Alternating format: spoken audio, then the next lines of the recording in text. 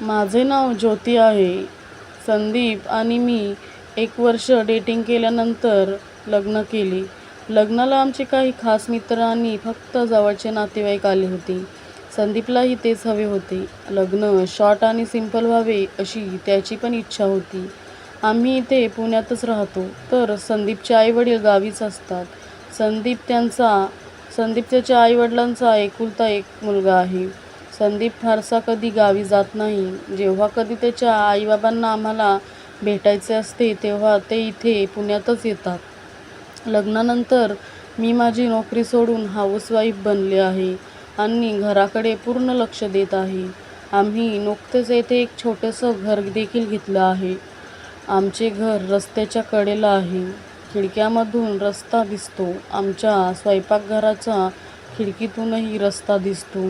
रवीची ऑफिसची वेळ सकाळी 9 आहे, त्यामुळे त्याला मी सकाळ सकाळ ऑफिसला टिफिन बनवून देते. सकाळी सकाळी स्वयंपाक करत खिडकीच्या बाहेरची वर्दळ बघणे हा माझा छंद नेहमीचाच झाला आहे. गेल्या 2-3 दिवसांपासून आमच्या खिडकीच्या बाहेरच्या रस्त्याच्या पलीकडे साधारण 30ची एक मुलगी मला दिसते आहे. छान, गोरीपान, सुंदर. ती रस्त्यापलीकडे उभी राहून सारखी आमच्या घराकडे पाहत बसते. पहिल्यांदा मला वाटले की उभी असेल कुणाची तरी वाट बघत, म्हणून मी त्याकडे दुर्लक्ष केले. पण परत तेच तेच होऊ लागले. मग मला वाटले की तिच्याशी जाऊन बोलावे. कदाचित ती आमच्या घराला दुसऱ्यांचे घर समजून असेल. मी संदीपला सांगायला गेले तर तो झोपला होता. मग त्याला न उठवता मी खाली गेले आणि रस्त्यापलीकडे त्या मुलीच्या थेट समोर जाऊन उभी राहिले. तिला विचारले, "ताई, कोण तुम्ही? तुम्हाला काही मदत हवी आहे का? तुम्ही घराकडे पाहून कुणाला शोधता आहात?" यावर ती घाबरून म्हणाली, "संदीप इथेच राहतो का?" मी म्हणाले, "हो, पण तुम्हाला कसे माहीत? तुम्ही त्याला ओळखता का?" हे ऐकून ती घाबरली आणि घाईघाईत तिथून निघून गेली.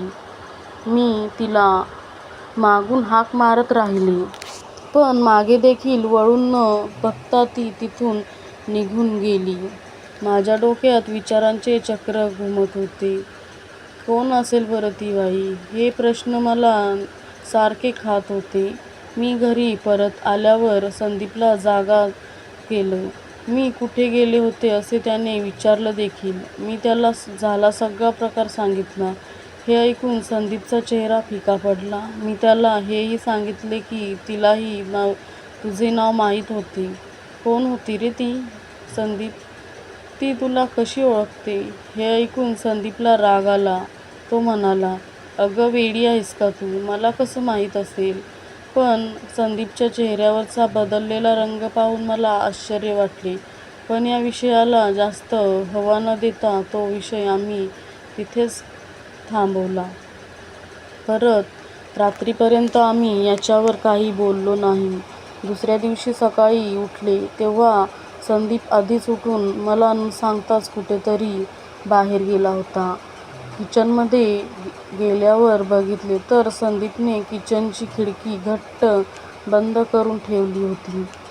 कशाला लावली खिडकी संदीपने ही खिडकी, असा विचार करत खूप प्रयत्न करून मी किचनची खिडकी उघडली. खिडकी उघडली तशी आपसुकच माझी नजर खाली रस्त्यावर गेली.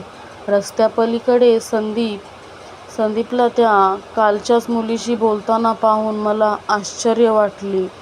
तो त्या मुलीवर रागवत होता आणि तिच्याशी ओरडून बोलत होता. ती मुलगी बिचारी रडत रडत हात जोडून काहीतरी सांगत होती. मला खूप राग येऊ लागला होता. काय चाललं असेल यांच्यात बोलणं, हे विचार माझ्या सतत डोक्यात येत होते. पण संदीपने रागवत तिला बोट दाखवून निघून जायला सांगितले. काय चालले होते ते मला समजत नव्हते. शेवटी वैतागून मी खिडकी बंद केली. थोड्या वेळाने संदीप घरी आला. मी त्याला विचारले, "कुठे गेला होतास संदीप?" हे काय खालीच गेलो होतो ब्रेड आणायला. हातातील ब्रेडचा पुडा टेबलावर ठेवत संदीप म्हणाला, जणू काही झालेच नाही असे संदीप वागत होता.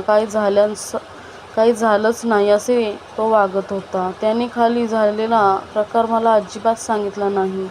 मीही त्याला काही बोलले नाही. पण आता माझ्या मनात विचित्र विचार येऊ लागले होते आणि ते साहजिकच होते. संदीप माझ्यापासून काय लपवत होता? संदीपशी लग्न करण्यात माझी काही चूक तर नाही झाली ना? कोण होती ती मुलगी? संदीपची एक्स गर्लफ्रेंड तर नसेल? संदीपने फसवले आहे का मला? कालपर्यंत मला त्या मुलीचा राग येत होता, पण आता तिची दया येऊ लागली होती. मला सकाळच्या प्रकाराबद्दल संदीपला जाब विचारावासा वाटला, पण तो खोटं बोलणार हे मला माहीत होतं. या सगळ्याचा विचार करता करता माझी तब्येत ढासळली. संध्याकाळपर्यंत मला सणकून ताप आला. संध्याकाळी संदीप घरी परत आला तेव्हा त्याने मला पटकन तापाचे औषध दिले, पण मी ते घेतले नाही. मला संदीपची कुठलीच गोष्ट आता ऐकावीशी वाटत नव्हती. शेवटी ह्या सगळ्यांचा परिणाम म्हणून रात्री मी चक्कर येऊन खाली पडले. संदीपने मला पटकन गाडीत घालून जवळच्या हॉस्पिटलमध्ये नेले. तेथे गेल्यावर मी शुद्धीवर आले. डॉक्टरांनी मला ॲडमिट करायची गरज नाही असे सांगून औषधं लिहून दिली. मला संदीपचा अजूनही खूपच राग येत होता. संदीप औषधं आणायला केमिस्टकडे गेला आणि मी हॉस्पिटलच्या पार्कमध्ये बसले होते. त्याचवेळी ती मुलगी मला पुन्हा हॉस्पिटलमध्ये दिसली. तिला पाहताच मी पटकन तिच्याकडे गेले आणि तिचा हात धरला. तिला वैतागून विचारले, कोण आहेस तू, जिने गेल्या 2-3 दिवसात माझ्या आयुष्यात अशी प्रचंड उलथापालथ निर्माण केली आहेस? सकाळी तू संदीपशी काय बोलत होतीस? तुझा आणि त्याचा काय संबंध? मग त्या मुलीने मला तिची आणि संदीपची पूर्ण हकीकत सांगितली. मला तर धक्काच बसला. संदीप इतक्या उलट्या काळजाचा का बरे निघाला? मला तर विश्वासच बसत नव्हतं की ज्या संदीपला मी ओळखत होते तो असं काही करू शकेल. एवढी मोठी गोष्ट त्याने माझ्यापासून लपवून ठेवली.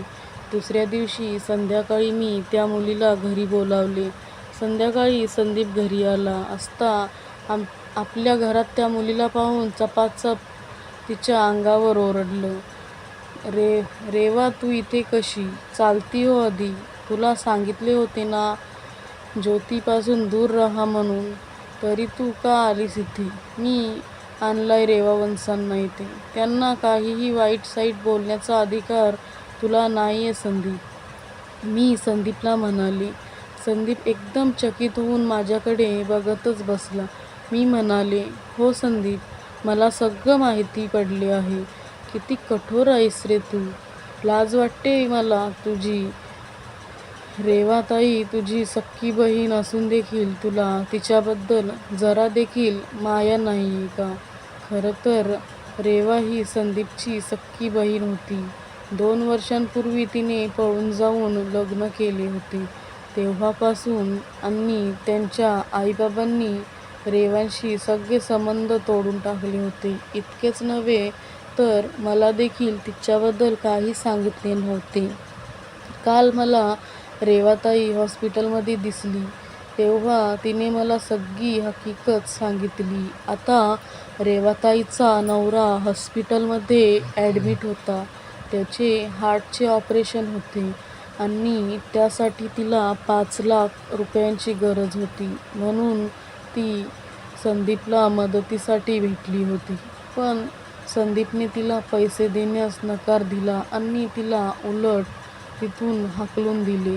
रेवाताईची कहाणी ऐकून मला फार वाईट वाटले. मी रात्रीच 5 लाख रुपये तिच्या अकाउंटमध्ये ट्रान्स्फर केले आणि तिला दुसऱ्या दिवशी संध्याकाळी घरी बोलावले. मी संदीपला म्हणाले, इतका कसा रे तू निर्दयी झालास? झाले गेले सगळे विसरून तू रेवाताईंशी समेट का करत नाहीस? अरे कितीही झाली तरी ती तुझी सख्खी बहीण आहे.